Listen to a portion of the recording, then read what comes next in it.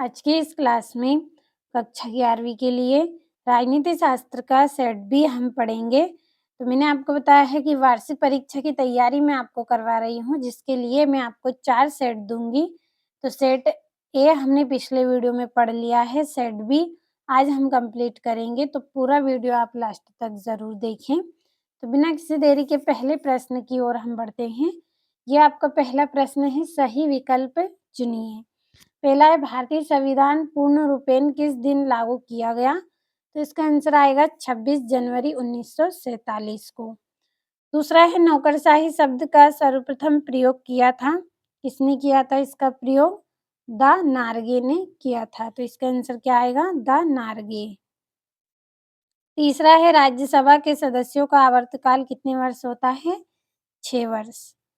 चौथा है आपका, कानूनों की व्याख्या करने वाला सरकार का अंग है, तो कौन सा अंग है? न्यायपालिका। अगला है, राजनीतिक सिद्धांत को आदर्श उन्मुख बनाने का प्रयास किया है, तो किसने किया है? लियो स्ट्रास ने। छठा है, भारत में निम्नांकित में किस प्रकार का राज्य है? तो धर्मनिरपेक्ष राज्य है। तो ये आपके 6 सही विकल्प हो गए हैं। आप पूरे प्रश्नों को अच्छे से कंप्लीट करें ताकि वार्षिक परीक्षा में आप अच्छे अंकों से पास हों। तो अब बढ़ते हैं हमारे रिक्त स्थानों की ओर। तो ये आपका पहला प्रश्न है, संविधान सभा की प्रारूप समिति के अध्यक्ष डेडेस थे, तो कौन थे? Doctor B R. अम्बेडकर। तो यहाँ पे हम लिख लेते हैं डॉक्टर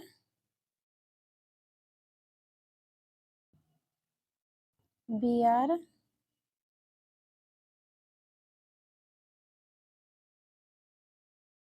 अम्बेडकर आएगा इसका आंसर। अगला है आपका, दुनिया में संभवतः सबसे अधिक व्यापक अधिकार देश के नागरिकों को मिले हैं, तो किसके? दक्षिण अफ्रीका के।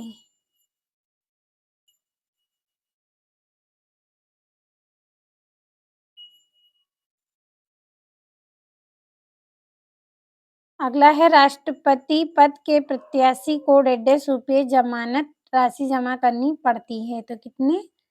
15,000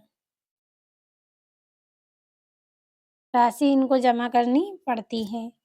चौथा है, भारत में डेडेस न्याय प्रणाली की व्यवस्था की गई है, तो किसकी? एकीकृत की। तो लिख लेते हैं एकीकृत। पांचवा है, स्थानीय स्वशासन एक समिति क्षेत्र में कार्य पांचवा है, स्थानीय स्वशासन एक समिति क्षेत्र में कार्य करते हुए डेडेस शक्तियों का प्रयोग करता है, तो किसका? हस्तांतरित।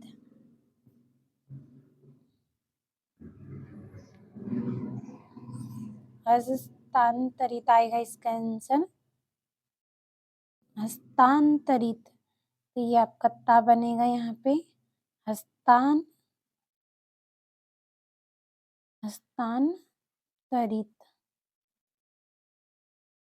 क्या आएगा इसका आंसर? हस्तांतरित। पांचवा, ब्रिटिश सरकार के डेडेस ने हमारी व्यक्तिगत स्वतंत्रता के अपहरण का प्रयास किया था, किसने? रोलेट एक्ट ने।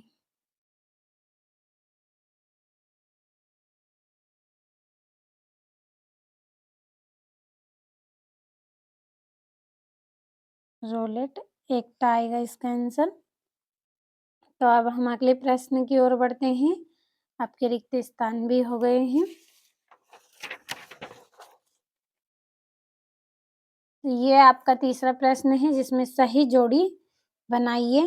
पहली है, निरक्षरों को मताधिकार का विरोध, तो इसका आएगा जे.एस. मिल। ये आपकी पहली जोड़ी रहेगी। दूसरी है, सर्वप्रथम राष्ट्रपति शासन वाला राज्य, तो पंजाब है। तीसरी जोड़ी है, राज्य सूची, तो इसकी जोड़ी रहेगी आपकी तीसरी, 47वीं सही।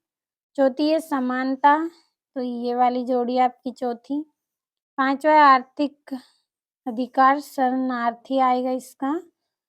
और युद्ध, अकाल व प्राकृतिक आपदा से विस्थापित, तो इसकी जोड़ी रहेगी आपकी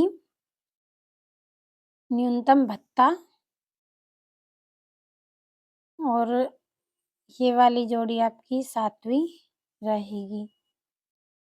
तो अच्छे से कंप्लीट करना है आपको। अब हम अगले प्रश्न की ओर बढ़ते हैं, जिसमें आपको एक वाक्य में उत्तर लिखना है। तो सरकार का जो अंग कानूनों को लागू कराता है उसे क्या कहते हैं? कार्यपालिका। तो यहाँ पे हम लिख लेंगे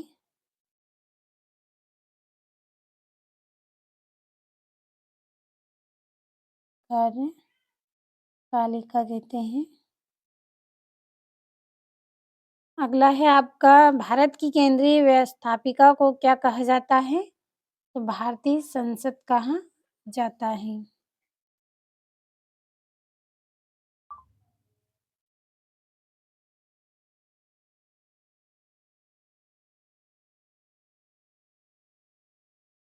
अगला है आपका, अनुच्छेद 356 किससे संबंधित है?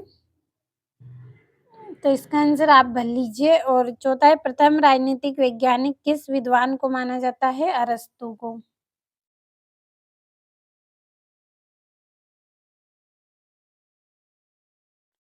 अगला है, ऑन लिबर्टी पुस्तक के लेखक कौन है? जे.एस. मिल।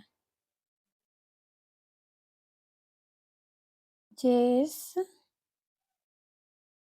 मिल। और न्यूनतम आवश्यकताओं की अवधारणा किस पंचवर्षीय योजना में लाई गई? तो इसका आंसर रहेगा आपका 5वीं योजना।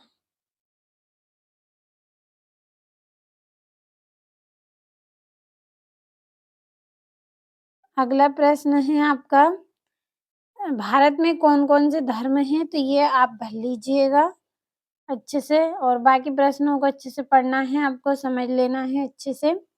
अब अगला जो प्रश्न है आपका, इसमें सत्य-असत्य है, तो मैं यहाँ पे टिक कर रही हूँ, आप पढ़ लीजिए क्योंकि आपका समय भी कम लेना है, ज़्यादा समय आपका यहाँ पे नहीं लूँगी, इसलिए मैं यहाँ पे कम पढ़ रही हूँ, आप पढ़ लीजिएगा पूरे प्रश्नों को अच्छे से।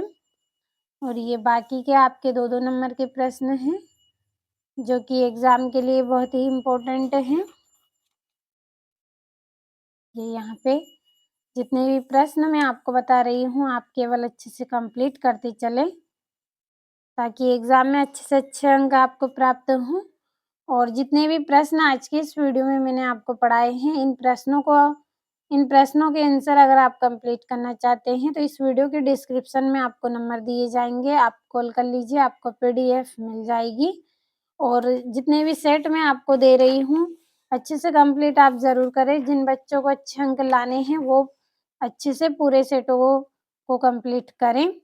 तो आज की इस क्लास में हमने सेट बी पढ़ा है, अगले वीडियो में सेट सी कंप्लीट करेंगे। जब तक आप सेट बी के सभी प्रश्नों को अच्छे से कंप्लीट कर लें।